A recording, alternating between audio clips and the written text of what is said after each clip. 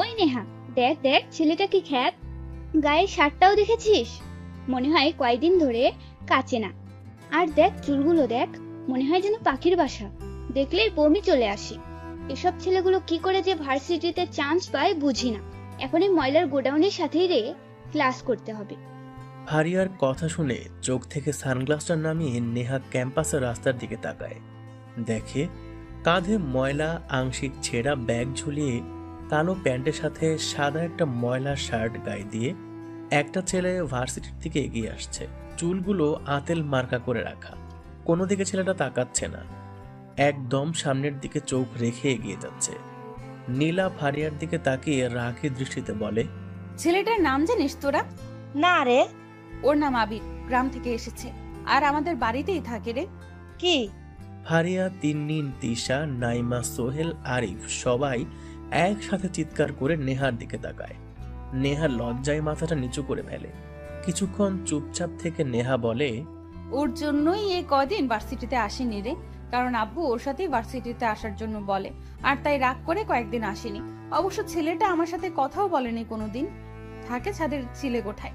মাও তাকে সহ্য করতে পারে না, একমাত্র বাবা তাকে একটু কেয়ার করে। তুই সরাসরি ছেলেটাকে বাড়ি থেকে বের করে দিতে পারিস না? চেষ্টা করেছি, কিন্তু ছেলেটা যাবে না রে। সবাই চুপ হয়ে যায়। শহরের সবাই জানে আবির ছেলেটা গ্রাম থেকে এসেছে আর ঢাকা ভার্সিটিতে পড়ছে। আর নেহা হলো শহরের সবচাইতে ধনী পরিবারের একটাই মেয়ে। দেখতে যথেষ্ট সুন্দরী, দুধে আলতা গায়ের রং, যেন হলুদ মেঘাবলয় বেষ্টিত সারা অঙ্গ। মাথার বেখেয়ালি কেশরগুলো চকচকে কালো, যেন রৌদ্রের আবরণে সিল্কি মোলেম তৈরি হয়।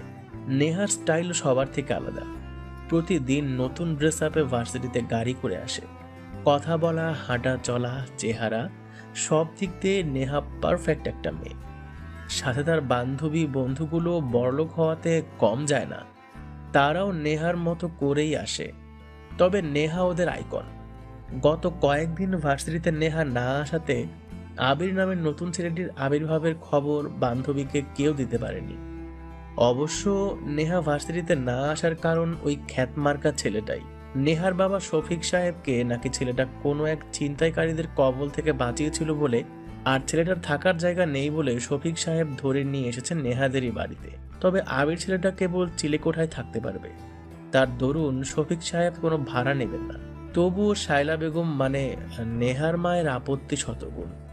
সাথে নেহার আপত্তিও কি কম যায়? আবির ছেলেটা ক্যাম্পাসে এসে রঙন ফুল গাছের নিচে বসে থাকা বাদাম বিক্রেতার পাশে এসে বসে। দূর থেকে নেহা আর তার বন্ধুদের সে দিকেই তাকিয়ে আছে।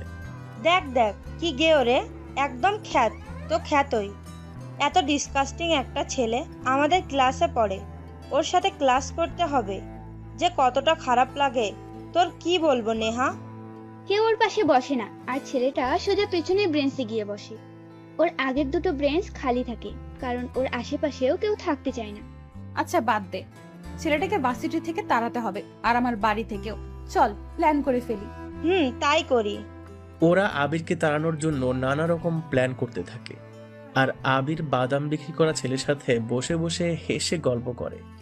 আবিরের দাঁত হলুদ, দেখে মনে হয় যেন কয়েকদিন হলো দাঁত মাজে না।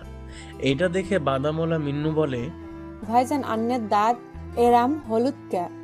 আবির আংশিক ছেঁড়া ব্যাগ থেকে ইংরেজি নোবেল পঠিত বই বের করে পড়ছিল। মিন্নুর কথা শুনে খানিকটা ভ্রু কুঁচকে তাকিয়ে বইটা বন্ধ করে হেসে দেয়। ঠিক তখনই মিন্নু বলে ওঠে, ভাইজান আন্নের দাঁত গুলান হলুদ হইলেও আন্নের মুচকি হাসিটা কিন্তু খুব ফাইন লাগে। আবির আরো মুচকি হাসে।